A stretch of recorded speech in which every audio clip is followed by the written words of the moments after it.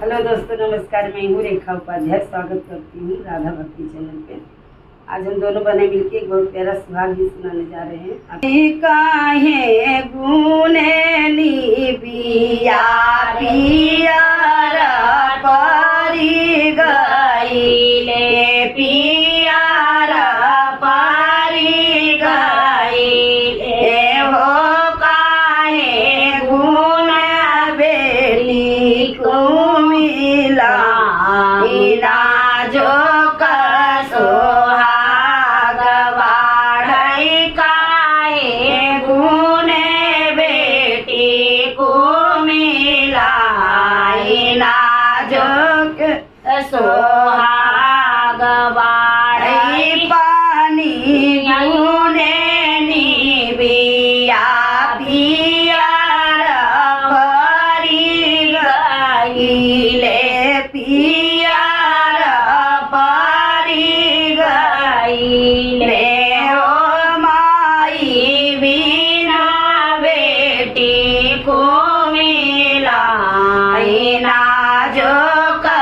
सोहाग बाढ़ई माई बिना बेटी को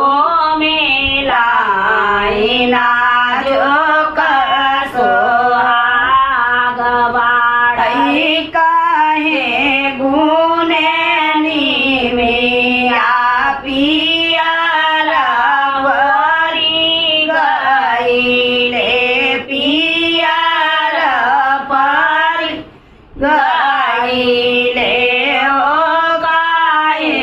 बिने बेटी को मिलाई ना जो सोहाग बाढ़ई काहे गुने बेटी को मिलाई ना जो सोहाग बाढ़ई पानी बिना निमिया पिया भरी गईले पिया पारी गईले ओ चाची बिना बेटी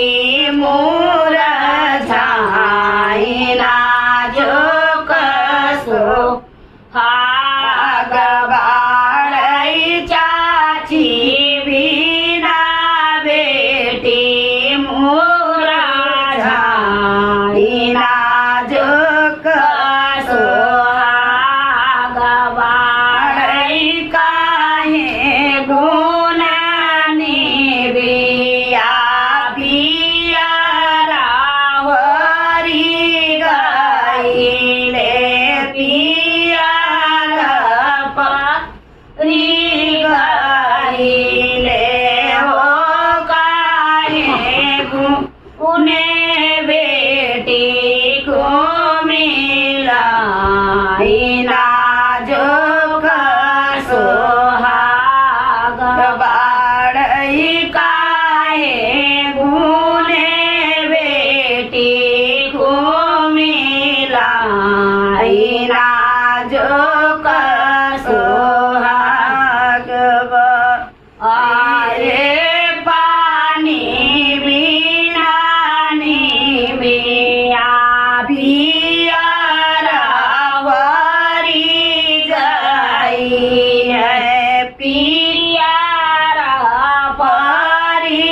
गई है अरे बाबी बिना बेटी को मिलाई ना